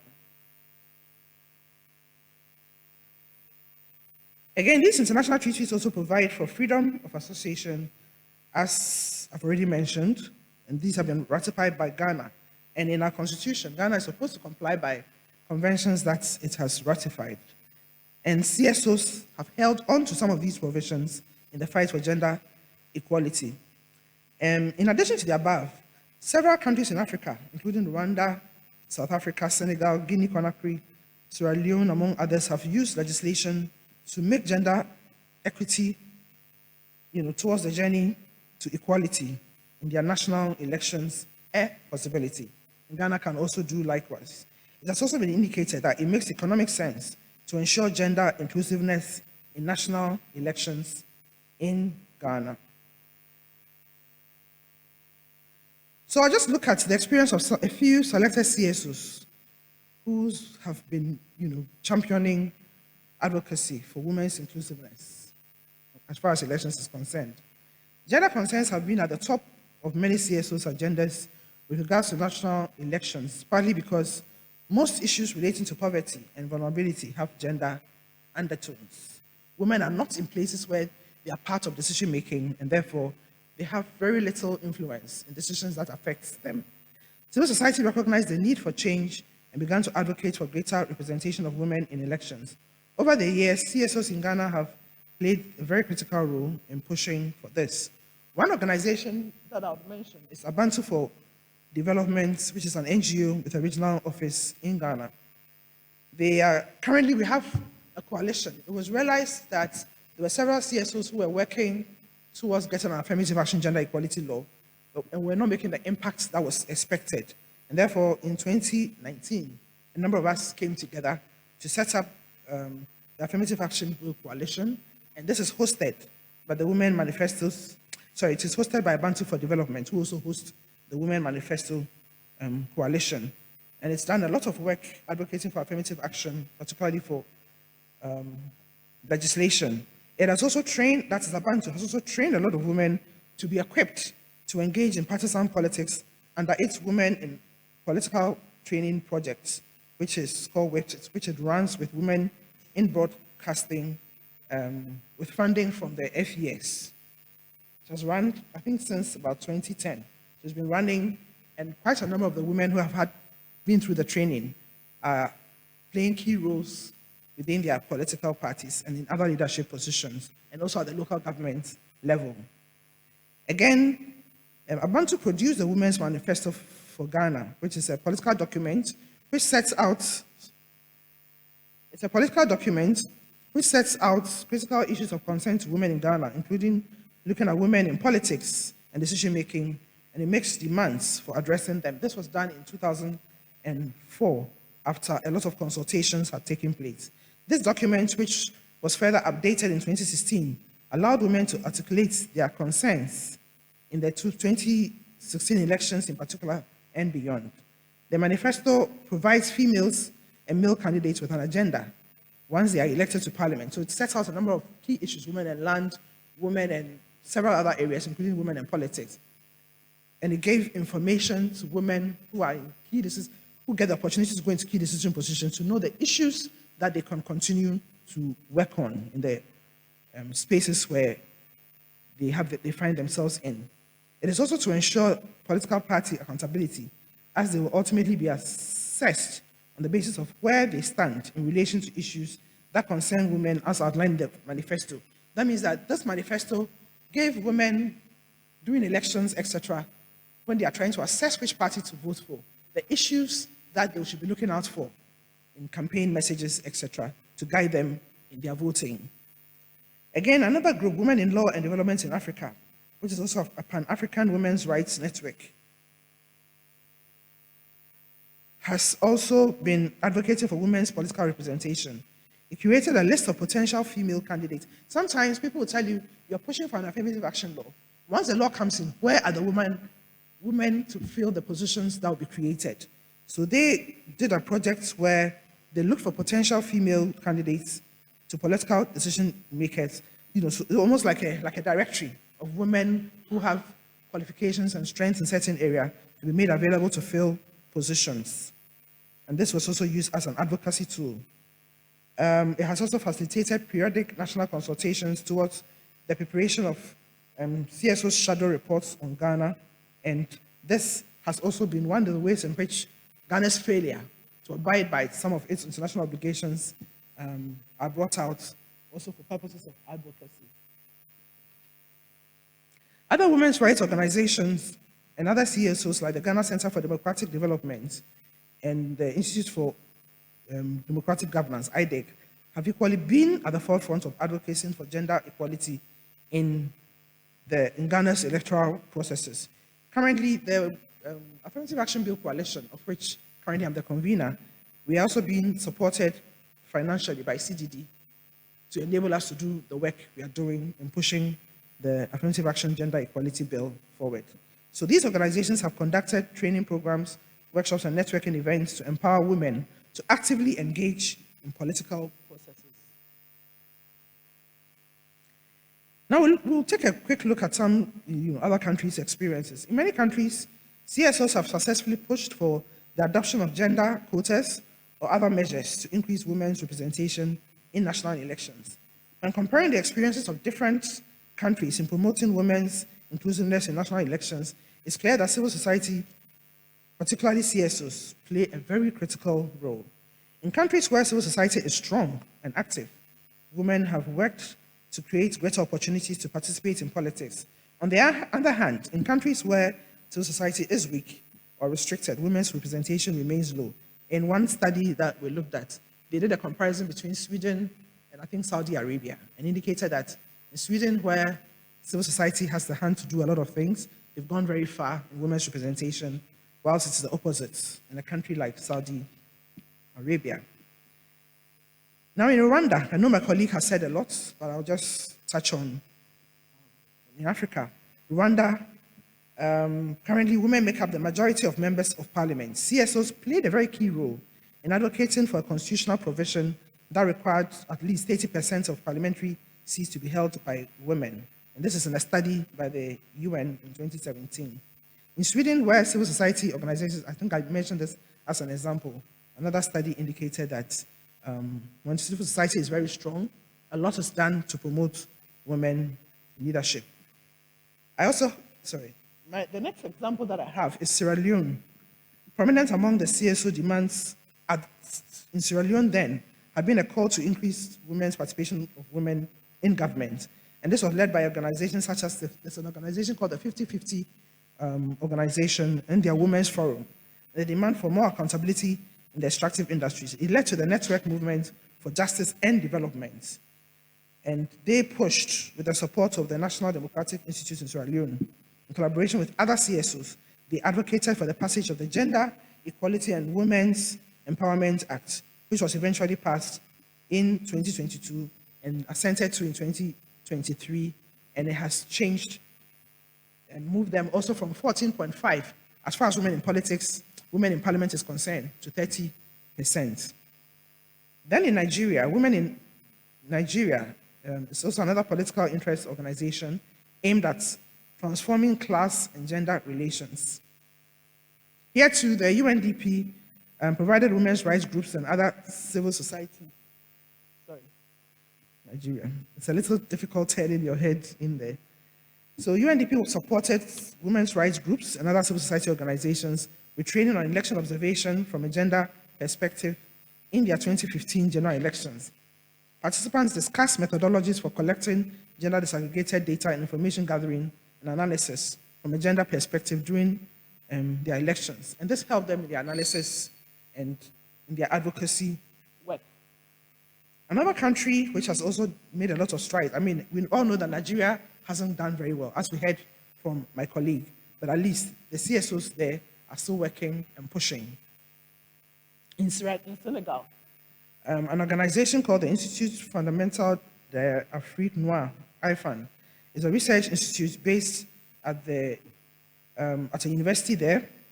The Gender and Scientific Research Laboratory in IFAN was established in 2004 to conduct gender research, creating female political caucuses that promote parity of women in politics. They produce tools that enable candidates that at the local level and at the national level as well to learn about their constituencies and what is expected of them in a particular specific seat. The Gender Laboratory creates an environment for female politicians to learn from research collected on how they can do more for women in their communities and countries, and aspire to be leaders, and not just subordinates or supporters of political leaders who are usually men. In Ghana, we all know the role that our women play. Most parties, the women's wing are the supporters of the men who normally are in key positions. The International Foundation for Electoral Systems, IFES, has also developed a training model on male allies for leadership equality called MALE, M-A-L-E, to sensitize women and men on the importance of working together to achieve gender equality and supporting broad coalitions to advocate for more inclusive electoral processes. The male model was created through focus group discussions in Syria and in Nigeria. Since then, IFES has organized male workshops in many, many countries. The reality from this research is that women cannot do it alone. If we want to get inclusiveness, get more women in key decision-making positions, particularly participating in elections and winning, we need the male counterparts to also help us. In Zimbabwe, a movement of men advocating for gender justice in Zimbabwe, known as PADERE, a men's forum in gender, it's called PADERE, has been formed. It's an organization that works with men and boys for a just society, and it serves as a platform to identify capacities and support men and boys who believe in gender equality and to mobilize and influence other men. This strategy for men and boys is one that PADERE has tried, tested, and used to mobilize a critical mass of men by targeting male political party actors, male members of parliament, male traditional and faith leaders, male students from tertiary institutions, and men in the communities. This is something we need.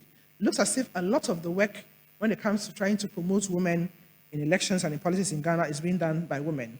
We would need to adopt this particular strategy to enable us to move forward.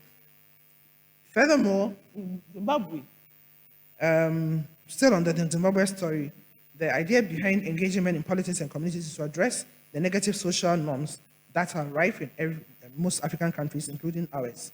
The engagements lead to consciousness of men to the realities women candidates and aspiring ones face. Gender champions will be identified, and their male gender champions are identified, and their capacities built on how they can support women politicians and those who might want to be candidates. So men can also play a very big role in helping civil society to move our agenda. Then I'll look at some challenges and prospects and then quote some lessons from it.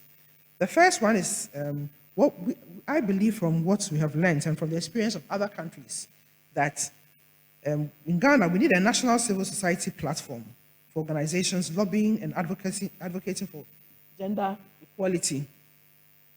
Through legal and policy reforms, we need one to be formed to provide a united front and pool of resources for advocacy. This proposed national civil society platform should be made up of both women's rights organizations and other NGOs, academia, religious groups, and others to join hands to work together. Secondly, Ghana needs legislation which would adopt gender quotas or other measures to increase women's representation. Currently, as I've already indicated, the Affirmative Action Bill Coalition, which has been in place, is pushing for such a law to be enacted in Ghana, and we've already heard that the bill is in Parliament. Thirdly, CSOs in Ghana should leverage their relationship with the media and academia to highlight, I don't know, in my definition of civil society, I think it was not inclusive enough, but it included academia as well as media as well. So they are all parts of civil society. So what we are saying is that civil society organizations, which are groups with specific agenda who are working on things, we also need to leverage our relationship with the media and academia to highlight the issues on low female representation and similar governance challenges. Up-to-date research and documentation of stories are very essential to grow the body of literature about women's struggles and successes and the difference they make in political decision-making. Documenting and telling the stories of the struggles and successes of women in political participation and public life is important to change perceptions. Social media also plays a very crucial role. When we're talking about media, we're talking about both the traditional media as well as social media. So social media plays a very good role in the digitalization era, and civil society can take advantage of it to mount a massive campaigns calling for gender equality. That is a language that the young people know. They hardly listen to the traditional media, so it's very important that this is also resorted to. The fourth point I have is that CSOs in Ghana should intensify capacity building and ongoing support to women candidates. Advocacy and lobbying tend to happen just before elections or when resources permit. There's a need for long-term planning and resource mobilization to ensure aspiring women politicians can be supported throughout the process. Support for women candidates should not end with the election. Women politicians need support from organizations throughout the electoral process, as well as when they take office.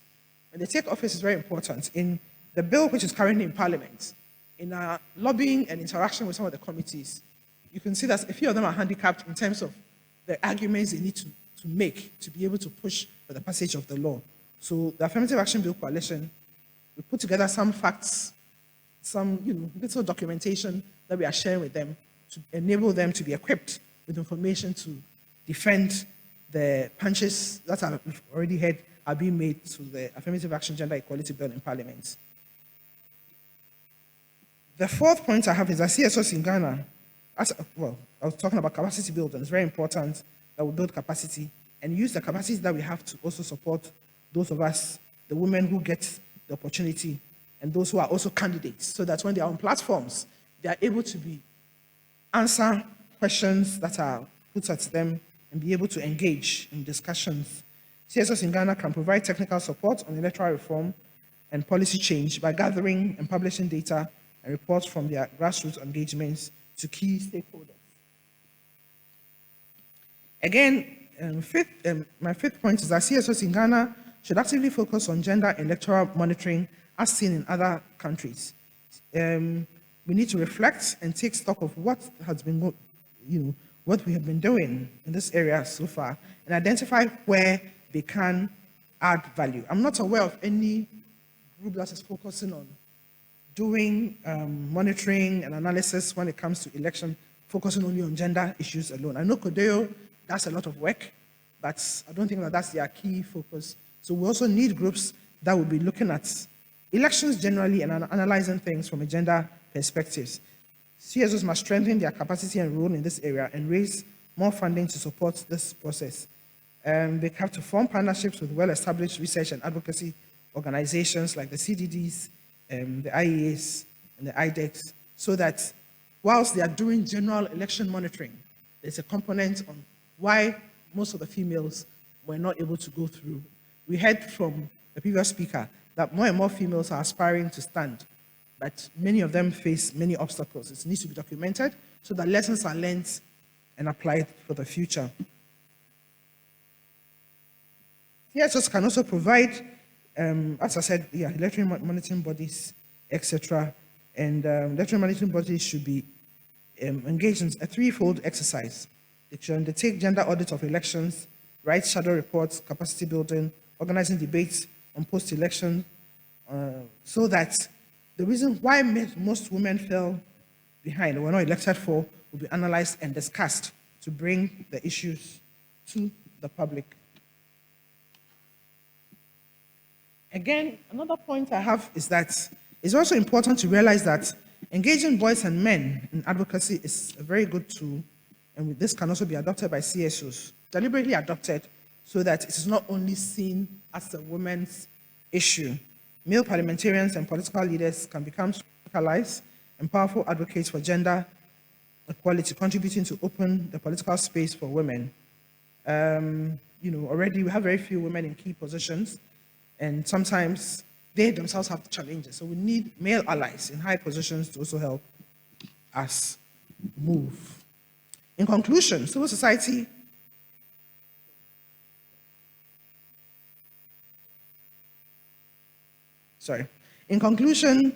plays a very crucial role in promoting women's inclusiveness in national elections. And in my presentation, I have tried to look at some of the challenges that they have. I've also tried to look at some of the experiences from other countries. By doing that, we can see the importance of strong and active civil society in advocating for women's rights and pushing strong and active inclusion when it comes to political participation and elections, and pushing women's reform to increase women's representation in politics. Ghana can learn from experiences from other countries and take steps to promote women's inclusiveness in national elections. For us in Ghana, one of the most important things we should be pushing for is the legislation, the policy that would ensure that there's a law in place which will compel the inclusion of women. So we have the view that the passage of the Affirmative Action Gender Equality Bill, which is currently before the House of Parliament, is the most guaranteed means of ensuring women's inclusiveness in national elections, it is necessary that this bill is passed into law before Parliament rises and before the elections. And if possible, sometimes people would say, most of the bigger parties have already done their primaries, so what's the point? The law is very broad. It doesn't only cover political positions. It covers increasing women's their numbers also in public, within the public service as well as the private sector.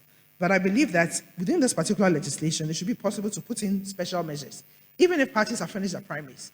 Because of the low numbers of women who won the primaries and the likelihood that we're even going to have less than the 40 women in parliament if we vote in the same pattern that we normally vote, which is in Ghana for the two major parties, there may be a need to put in some special measures, maybe some special seats, which will enable women to compete against themselves, as was done in 1960 by our very first president when Ghana became a republic, so that we can get an additional number of women in parliament to ensure that women are elected into decision-making positions, particularly in parliament.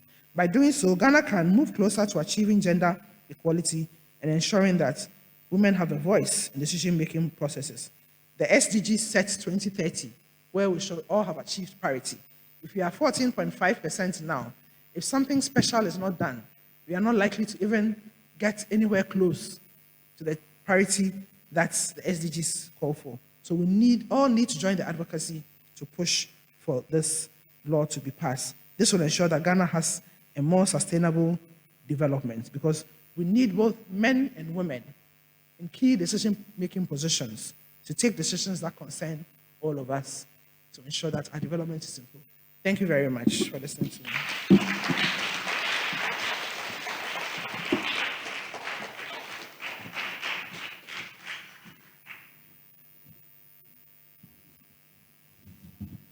Another round of applause for them, for the two speakers. So you have listened to the two speakers. Now we need to interact, questions, comments, what have you. We'll take a round of 5 questions, and then we'll come back if you have additional questions. So you must first, so the requirements are: 1, you put up your hand, you identify yourself, your institution, what have you, your name, your institution, and then the question. Straight, brief, please.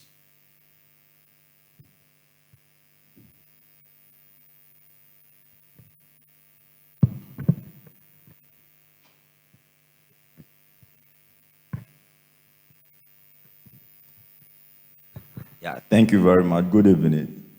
My name is Akpekwa from the Department of Political Science, University of Ghana. My question goes to the second speaker, and I want to pick her thought on the politics of civil society organizations in Ghana and women inclusiveness.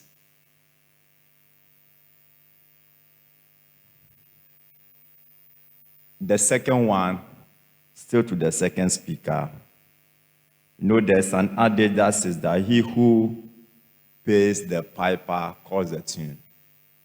And one challenge with civil society organizations operations in Ghana has to do with funding. So my question is, to what extent has civil society organizations which are into women advocacy are able to neutralize or minimize the influence of funders on their operations as far as women inclusiveness is concerned? And then the third one, women inclusiveness or representation. One issue with it, especially in public office and for that matter politics, has to do with name calling. That any woman who aspires to a higher position either on merit or whatever, it is perceived as if there was a sacrifice somewhere, sacrifice in quotes, in attaining that position. So, as maybe people at the forefront advocating for women representation, inclusiveness, what are you doing about these things so that women can freely aspire into higher positions, both in politics and public sector management? Thank you.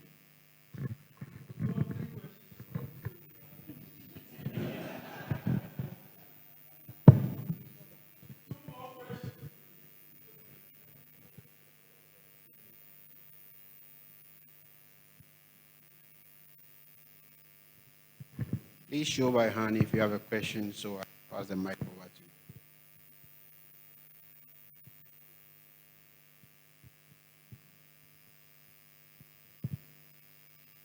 you. Thank you. My name is Atsu, a level 300 student of University of Ghana, reading political science and philosophy. My question goes to the first speaker.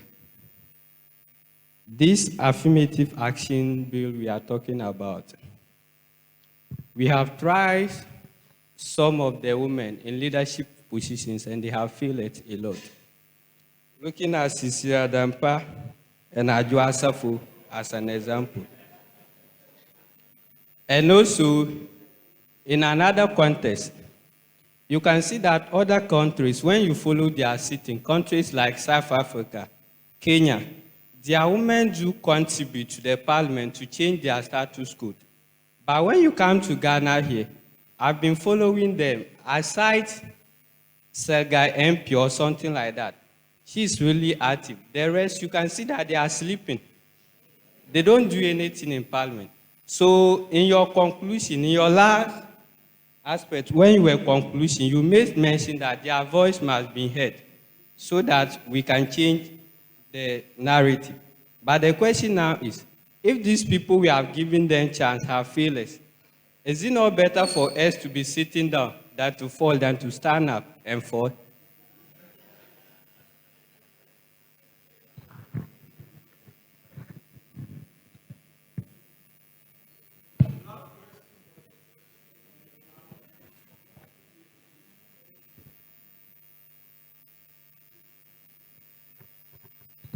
Thank you very much. My name is Stephen Morgan, University of Ghana. My question can be taken by any of the speakers. We heard that we have more women in the country than men. So my question is, why are the women not voting for the women?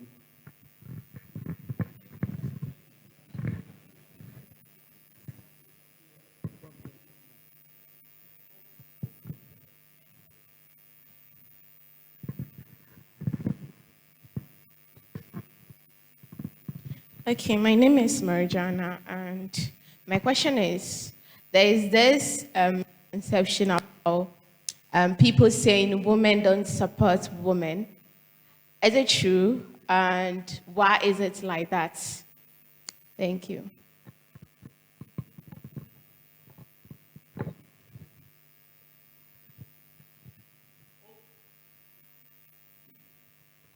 Okay, so I'll ask the speakers.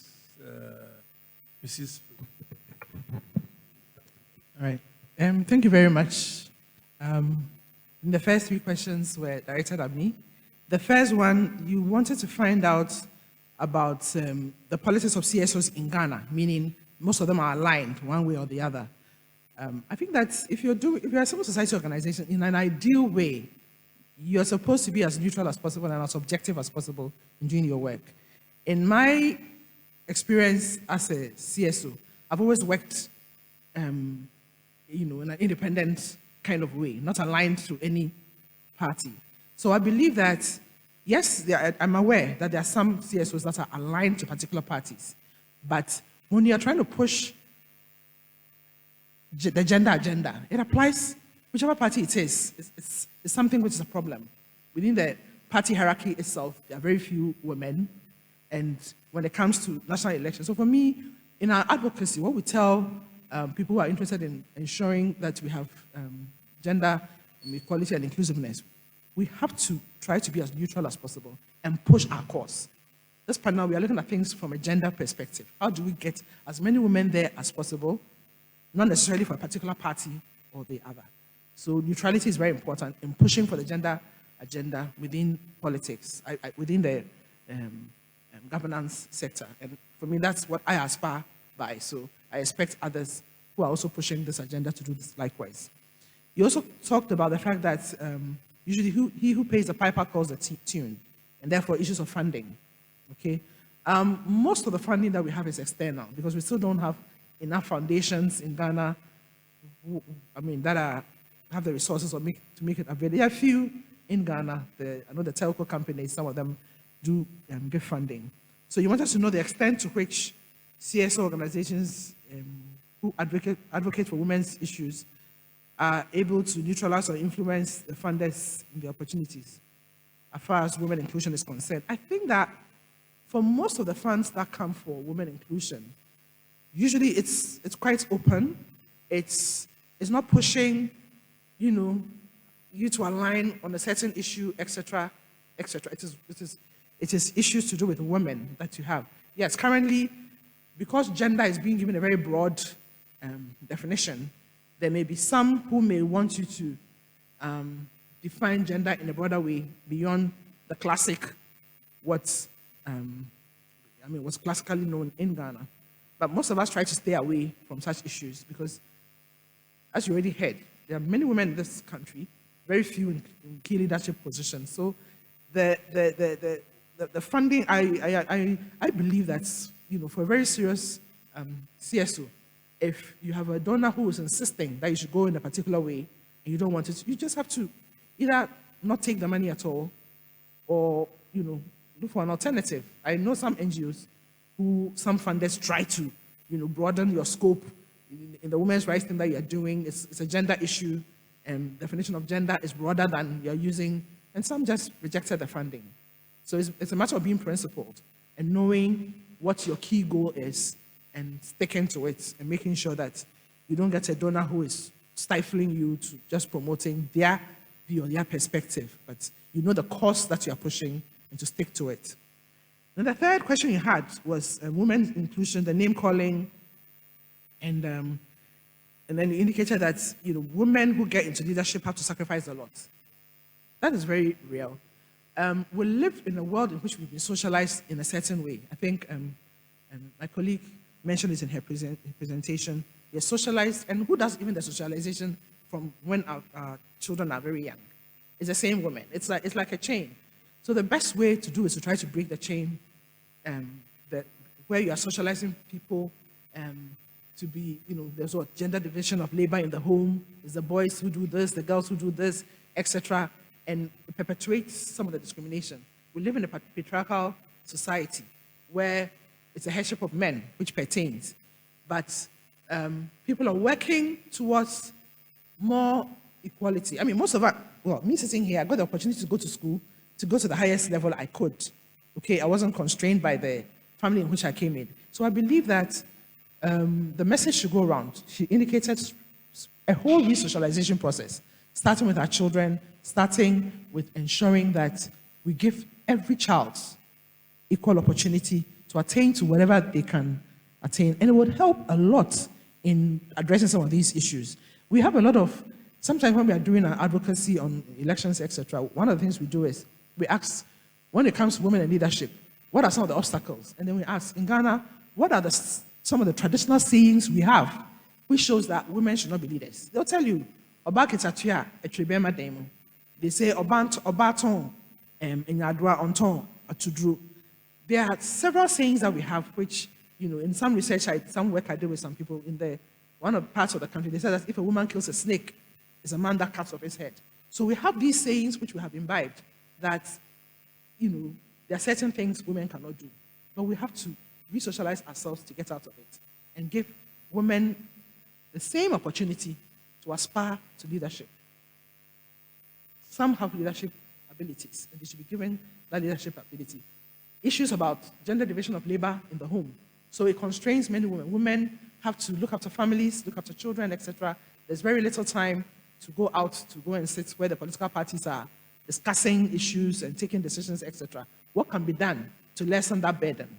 If both sexes are able to take part of each other's burden, it is possible to then also free some time to enable both. So it takes all of us. It takes all of us, starting from our homes, to make a difference and to ensure that women are also able to gain the respect. And then the politics that we have, it's very rough, as she also indicated in her presentation. What can be done to take this? In the initial draft of the bill, there was a provision that anyone who insults a woman or whatever, it was taken out because they said, I mean, a man too can be insulted, but we know that it's when the woman mounts the platform that she's. Women also tend to be measured by a higher barometer than men do. Okay, when a woman is standing there, if she's married, she has a problem. If she's not married, it's also she's called a prostitute. If so many names are given to her, so how do we? Why we should try to stop those things, and then to make it easier for women to aspire to leadership, and then all of us will benefit. I keep saying, go to our markets. All the big markets we have, Makola, KJTR, Sechima market. Who are the ones who are in charge there? It is the women. They have education and they're also able to bring, we're talking about inclusiveness. We're not saying put the men back. Inclusiveness. Let them also come up so that whatever ideas they have, they can also bring it up for nation building. Thank you.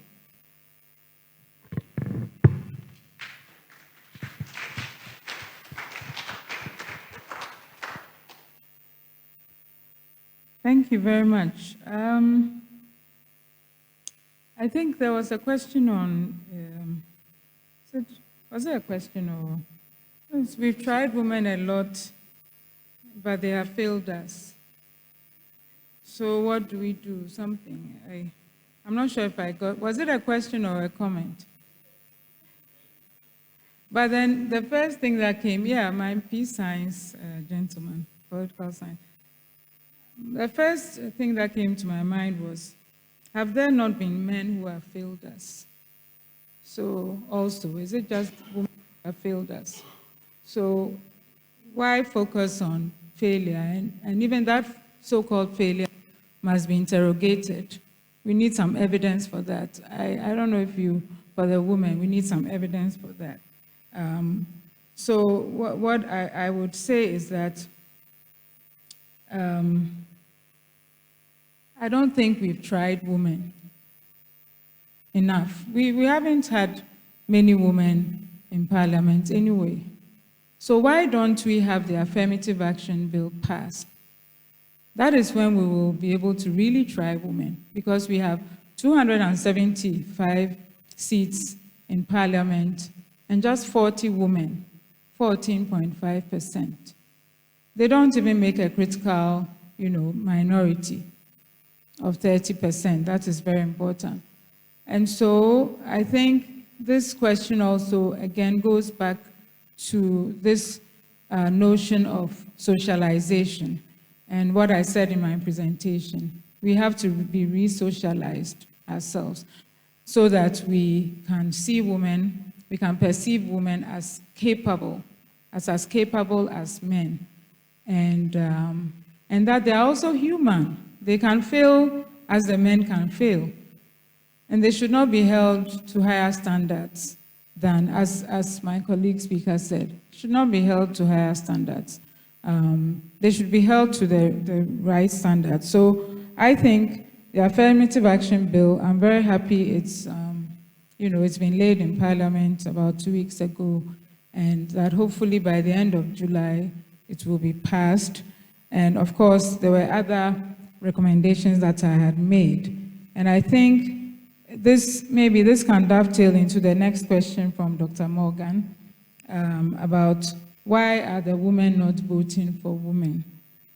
And I would say that if women are there, if the women get there, women will vote for them. And that I went through the historical trajectories.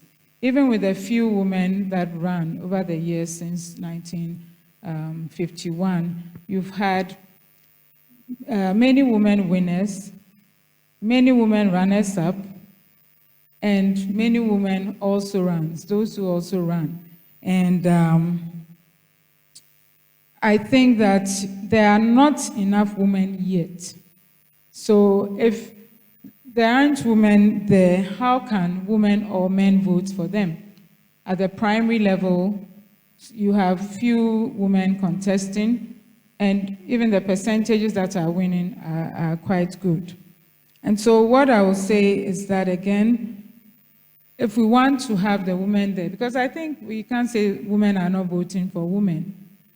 You know, women, just like men, vote for those who are there, who have been put, they vote along party lines, but they also vote for those candidates that have been put up there, out there for them to vote for. And so if you have fewer women, in fact, if you take the district assembly, we didn't talk about that much here, if at all, but if you take the local elections, governance elections, it's even worse. 4.1% of women were voted into the DAs last year in the 2023 district election. So I think we need to have that legislative candidate quota. We need to have the constitutional quotas.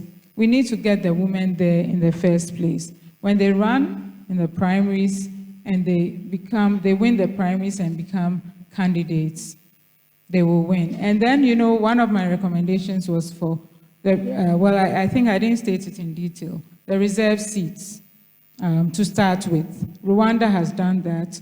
It's helped them. We have Sierra Leone recently passed that law and in 2023, and they've gone up. So let's get the women there. Let us start with some reserve seats mandated by the Constitution, constitutional gender quotas. Let us combine that with very aggressive, you know, these are the most aggressive forms of affirmative action. But look at Ghana since 1951. I mean, we haven't gone far at all. And so we need now to be aggressive and get the women in there. And I'm happy Sierra Leone has done it. Rwanda has done it. Kenya has done it. South Africa has done it. Others are doing it. Ghana can do it. And we must do it, and now is the time. Thank you. That somebody asked, why do women not support women? Oh, that's the age-old, you know, question that, yeah, stereotyping. And where's the evidence? Where's the evidence that women do not support women? That's all I have to say. Maybe you can add on. Why do women not support women? Thank you.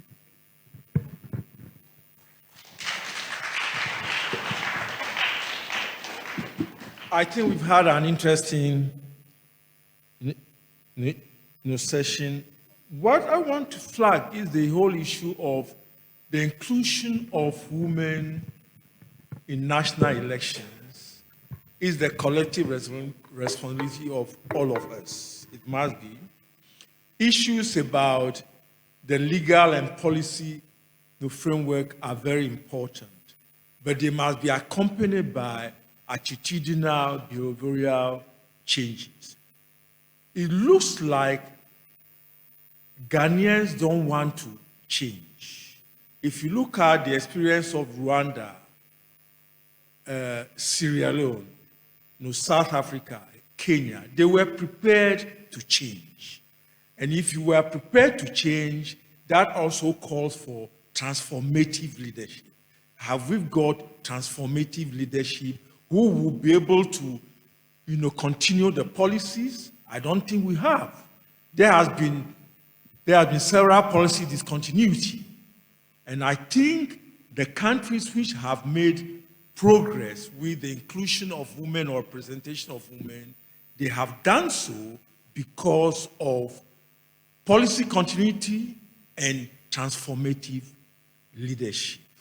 On that note, I would like to thank all the two speakers for this interesting lecture, and also thank all of you for your contribution. Thank you.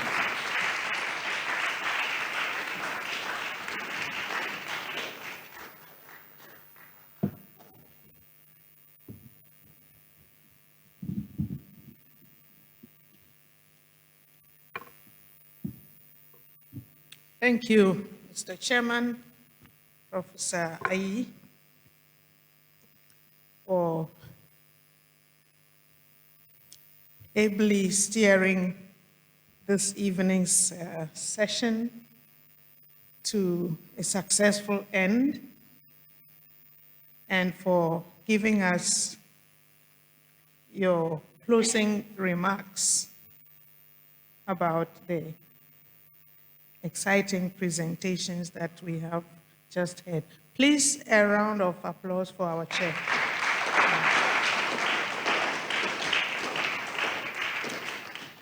Thank you.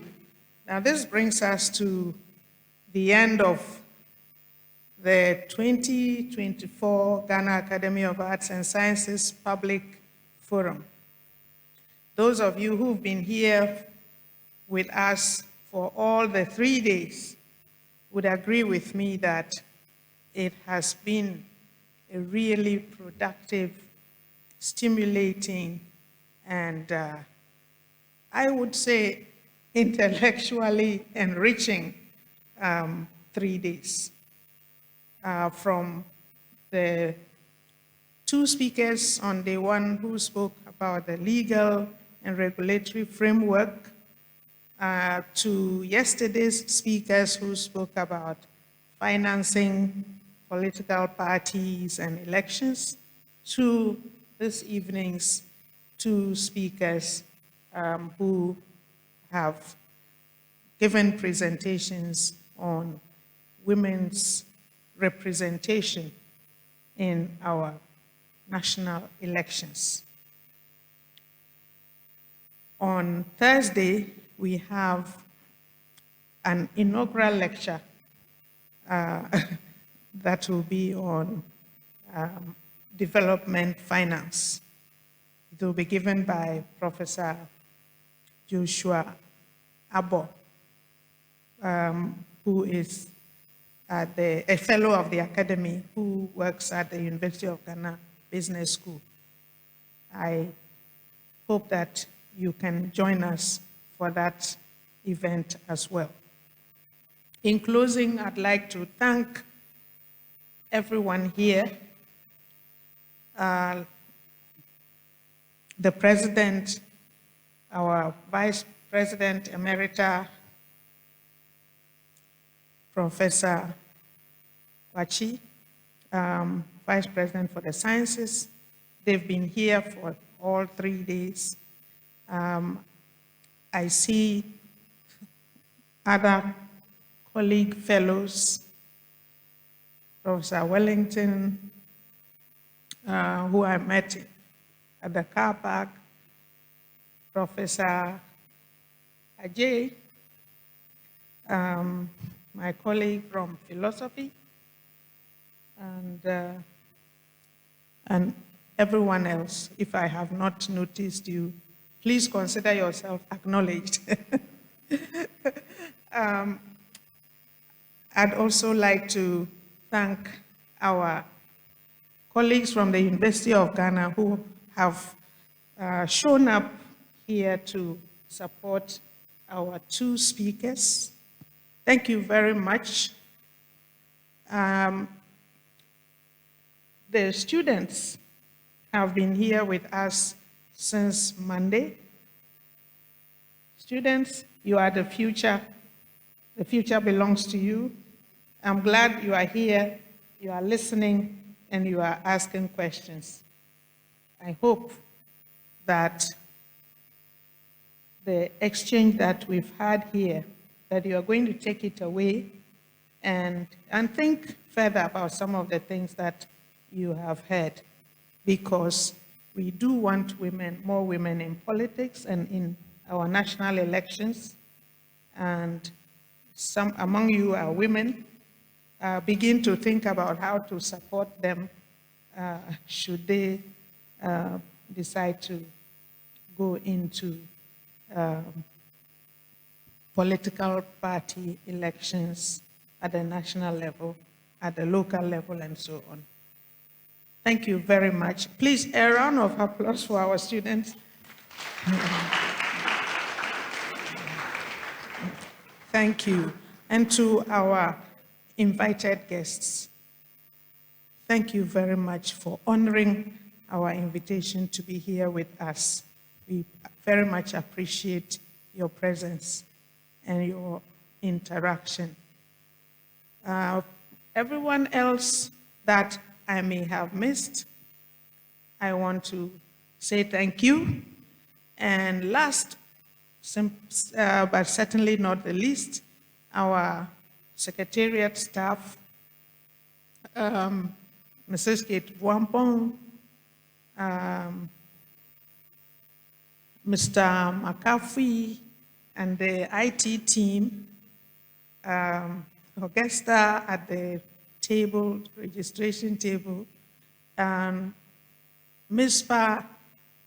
Mama and Charles Ansre, who have been instrumental in organizing this event. Thank you all. Also, the staff who have been here to support us, Fred, Mr. Coker, and everybody else. Thank you.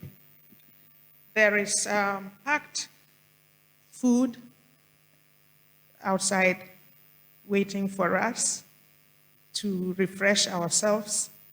So please join us and get a pack for yourself. Thank you. Now, please stand while the chairman and the speakers leave the room. Thank you very much.